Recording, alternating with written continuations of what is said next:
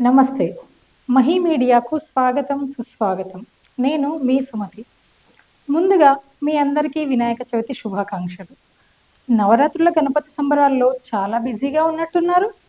ఉండే ఉంటారులెండి. ఈరోజు మీకు ఒక విషయం చెప్పడానికి మీ ముందుకొచ్చాను. వినాయక చవితి ఉత్సవాలు చిన్న, పెద్ద తారతమ్యం లేకుండా అంతా కలిసికట్టుగా జరుపుకునే పండుగ. ఇళ్లలోనే కాకుండా సామూహికంగా వినాయకుడిని మండపాలలో ప్రతిష్ఠించి పూజించడం మన హిందువుల ప్రథమ కర్తవ్యం. 1893కు ముందు వినాయక చవితిని ఇళ్లలోనే జరుపుకునేవారు. వినాయకుని విగ్రహాలు పెట్టడం, నిమజ్జనం చేయడం ఆ రోజుల్లో ఉండేవి కావు. పైగా బ్రిటిష్ పాలకుల కాలంలో సామూహికంగా ఎటువంటి కార్యక్రమాలు జరుపుకొనుటకు అవకాశం ఉండేది కాదు. దేశ స్వాతంత్ర్యకాంక్షను రగిలించడం కోసం, ముఖ్యంగా యువతను ఏకం చేసేందుకు వినాయక చవితి వేడుకలే సరైన మార్గమని ఆలోచించి బాలగంగాధర్ తిలక్ వినాయక విగ్రహాన్ని ప్రతిష్ఠించడం, భజనలు, పూజలు చేయడం లాంటి కార్యక్రమాలకు తెరతీశారు. 1894లో మహారాష్ట్రలోని పూణే కేంద్రంగా సార్వజనిక్ గణేష్ ఉత్సవ పేరిట గణేష్ ఉత్సవాలు మొట్టమొదటిసారిగా ప్రారంభమయ్యాయి.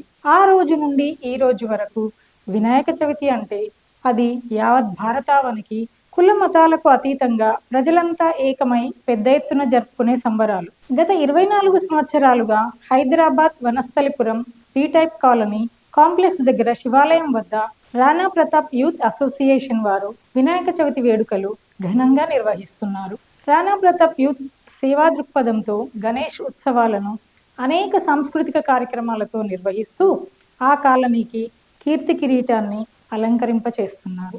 ఆ కాలనీ పిల్లలతో పాటలు పాడించడం, నృత్యాలు చేయించడం వంటి పలు సాంస్కృతిక కార్యక్రమాలు నిర్వహించి వారి ప్రతిభకు గుర్తుగా చిన్న పూల మొక్కల కుండీలను బహూకరిస్తున్నారు. చూశారా? ఆ బహుమతులు కూడా పర్యావరణాన్ని ఎలా అభివృద్ధి చేయాలో ఆలోచిస్తున్నారు రాణా ప్రతాప్ యూత్ అసోసియేషన్ వారు. సుమారు 2000 మందికి అన్నదాన కార్యక్రమాన్ని నిర్వహించి అన్ని దానాలలోకెల్లా అన్నదానమే మిన్న అని చెప్పకనే చెబుతున్నారు. 6-7 రకాల వంటకాలను చాలా రుచికరంగా అందిస్తున్నారు. మగవారికి సపరేటుగా, ఆడవారికి సపరేటుగా క్యూ లైన్లో భోజనాలు ఏర్పాటు చేశారు ఈ Rana Pratap youth association. Rana Pratap youth association సేవలను భక్తులు ఎంతగానో కొనియాడుతున్నారు. అందంగా ఉన్న ఈ విద్యా గణపతి ఆ కాలనీలోనే ఓ హైలైట్. అందమైన గణపతుల స్తంభాలతో ఏర్పాటు చేసిన మండపంలో ఈ విద్యా గణపతి సుమారు 15 అడుగులతో చూపరుల కనులకు ఆనందాన్ని కలిగిస్తూ తన దీవెనలను అందిస్తున్నాడు. నిత్య పూజా కైంకర్యాలతో వచ్చిపోయే భక్తులతో ఈ గణపతి ఈ కాలనీలో చాలా బిజీగా ఉన్నాడు. ప్రతిరోజు విశేషంగా పూజలు జరుపుతూ తదనంతరం తీర్థ ప్రసాదాలను అందిస్తున్నారు. కాలనీ వాసులు అత్యంత భక్తి శ్రద్ధలతో ఈ నవరాత్రి ఉత్సవాలు చాలా ఘనంగా నిర్వహించుకుంటూ పాలు పంచుకుంటున్నారు. ఆ గణనాయకుని ప్రతిమ చూడగానే మనసులో భక్తిభావం పొంగిపొర్లుతుంది. చూసిన కొద్దీ అలా చూడాలనిపిస్తూ ఉంటుంది.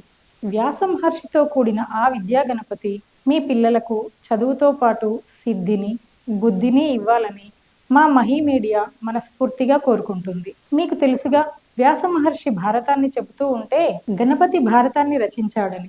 బహుశా ఆ ఇదినే మీకు తెలపడానికి ఈ ప్రతిమలో వ్యాసుడు భారతాన్ని రాస్తున్న గణపతి మూర్తులు చూడచక్కగా కనిపిస్తున్నాయి.